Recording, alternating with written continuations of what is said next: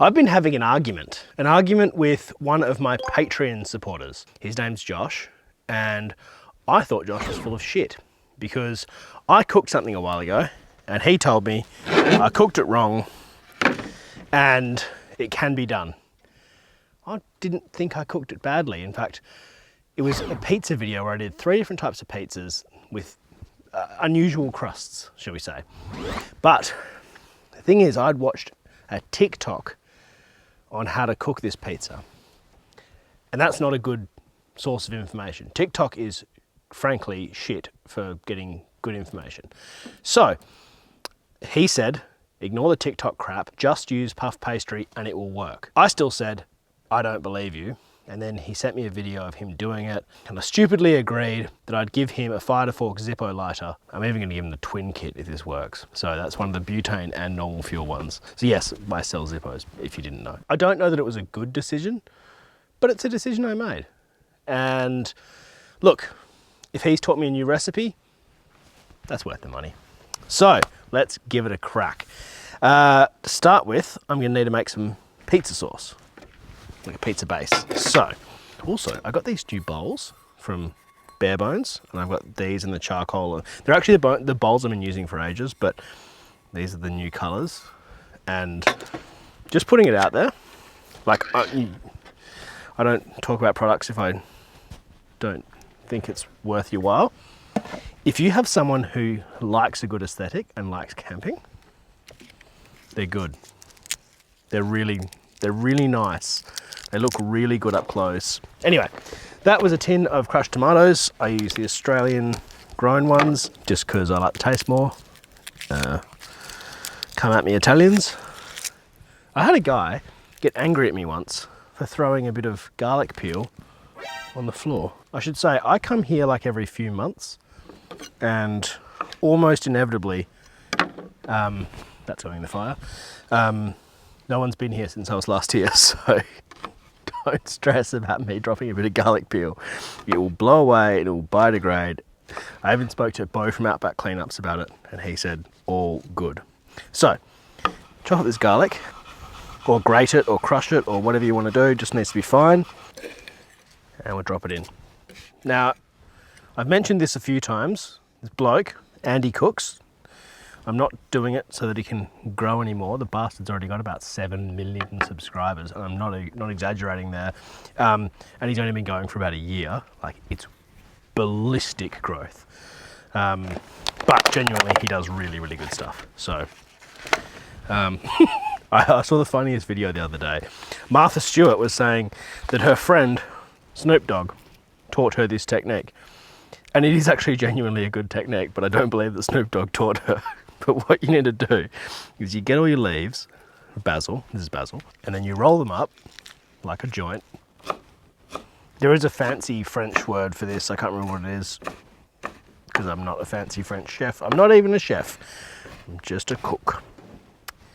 I'm an accountant by trade. Anyway, so Andy taught me that you don't actually need to cook your pasta sauce. Sorry, your pizza sauce. I always used to, and I've since stopped, and I gotta say, he's completely right, it doesn't need cooking. A bit of salt and pepper, and a drizzle of olive oil. I do this all by kind of eye, but there will be a recipe in the video description for this pasta base, pizza base.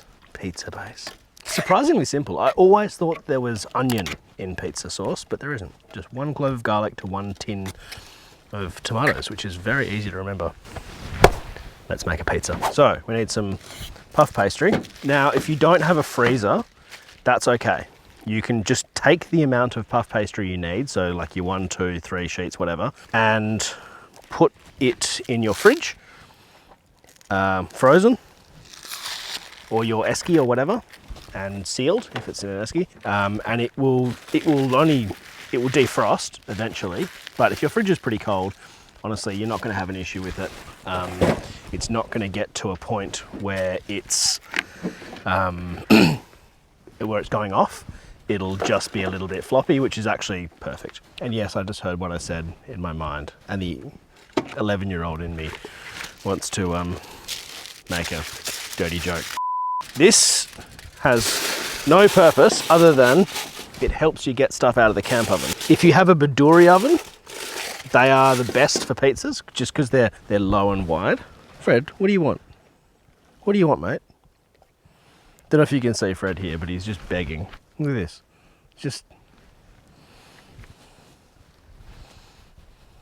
I'm not cooking for anyone else, so I can pat my dog. Because I don't mind a bit of dog germs. Now, you want to kind of roughly line this up and figure out how big it is. Ironically, the guy I was arguing with about this on Patreon is actually the guy who is probably going to make the dirtiest jokes as a result of this this video. So it kind of works well. That is a pretty crap circle, but it's good enough for me. Let's see if it fits. Fits. So, I'm gonna get a bit of this pizza sauce. He also said to put polenta underneath it, but I was already here when he said that, so there's no polenta underneath it. There's a little sneak peek. That is Wagyu fat, and we're gonna do something stupid with it, or fun, stupid, great, excellent with it. But yeah, that's a little. It's in my camper fridge because I can't fit it in my home fridge. If you can guess what I'm doing with the Wagyu fat, I will send you a patch. Also, don't forget, somewhere in this episode there will be a code word and you can win a copy of my cookbook. All right, simple. I'm gonna keep this exactly the same recipe as the last pizza episode I did, except with, honestly, just the cheese I had in the fridge. It's not a very good cheese, but it will do the job. The reason I'm doing that is because I want to make sure that nothing else, no other variables have changed.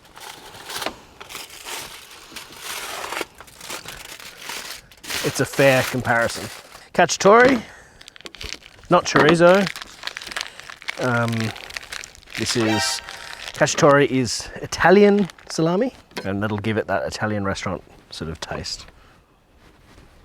Won't taste like Domino's, I can tell you. I think they use like a chorizo or something, which is Spanish and makes no sense for a pizza, but anyway. Not too many ingredients, and never put cheese on top of the ingredients of a pizza. Unless there's something like basil or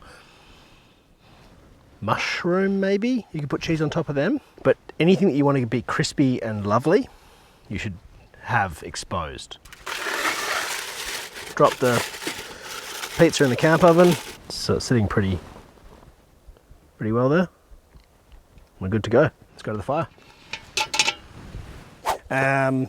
Just make this clear. This is not something I'm going to tell you about, this grill. It is a prototype, and later on, when it is released, I'll tell you about it. But at the moment, we're bashing it over the head and seeing if it works. So, in a few months, I'll let you know if it works. So, want quite a lot of underneath heat here because the problem with the previous one was it didn't have enough heat underneath.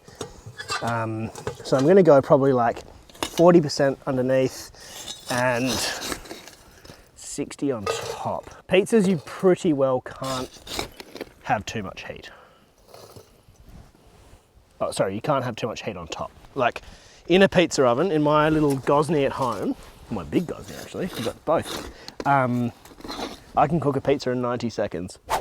We're 4 minutes in and I can smell burning. So I want to check this thing. Ooh, that's looking pretty good. That's what it looks like now.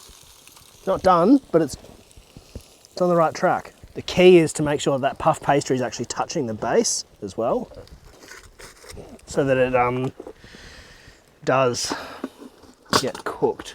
Okay. I reckon it's got about 2 or 3 more minutes. Oh, just got the biggest eye full of smoke. Fred, do you want to come on the couch? Come on, mate. Good boy. Good boy. While I wait, time for a tin. I reckon this is about half a beer away. Okay, the burning smell is more burny now, so let's have a go. Ooh. Okay. Smells like it's burnt underneath. I'm gonna check it. Looks a little bit burnt here. Not too bad. Very hard to do this one-handed. I think I burnt the underneath. Yeah, I burnt the underside. Shit. All right, I'm gonna try this again. All right, so I'll pull a heap of this heat out and then we'll give this another crack.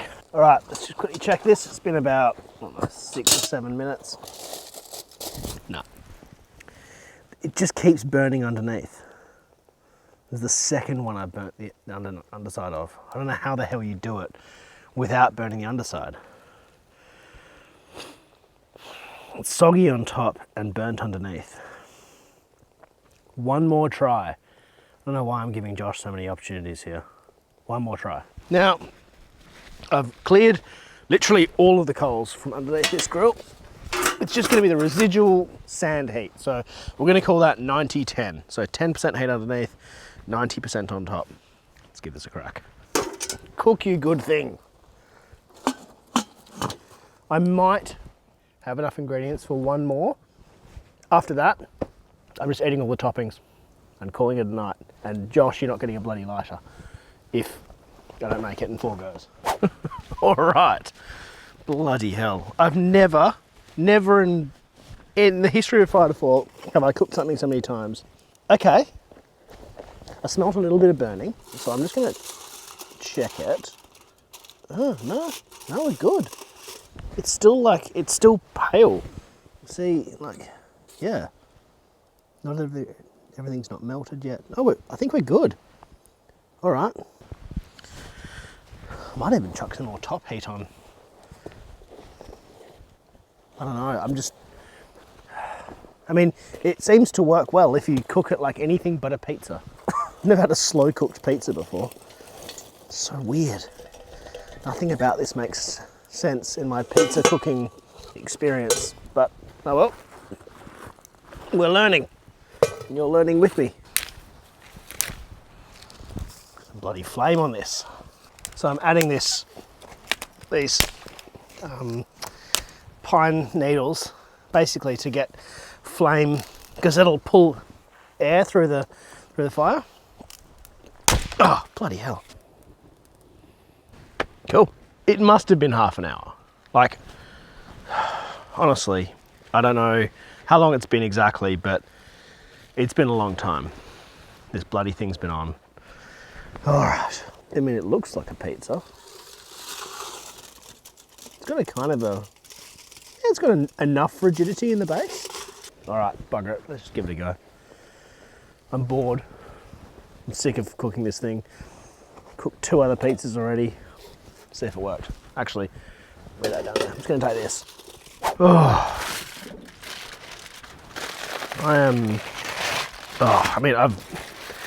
it's cooked perfectly now. That's perfectly brown underneath. It looks like a wrinkled ball sack. That's what it looks like. Not impressed with the presentation at all.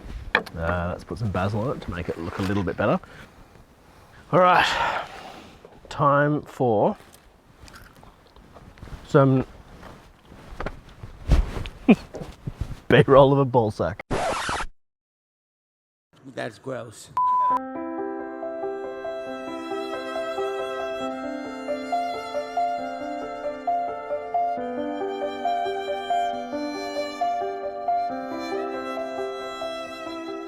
My lack of respect for this pizza is why I'm using this inappropriate knife. Josh, you're on thin ice, mate. I don't know if you're getting this bloody lighter. All right, good rigidity. All right, if a good restaurant pizza is a 10, not the best pizza in the world, just a good restaurant pizza is a 10, I'm gonna say that in my previous video, the baguette pizza was like a 7. I'm going to give this a 5. Don't recommend. Is possible. You get a lighter, Josh. But I'm not sending you the twin kit, I'm sending you the single. You didn't quite get there, but it was a fun experiment and I enjoyed myself and I'm glad I have pizza. Don't forget to comment the code word down below. See you in the next one.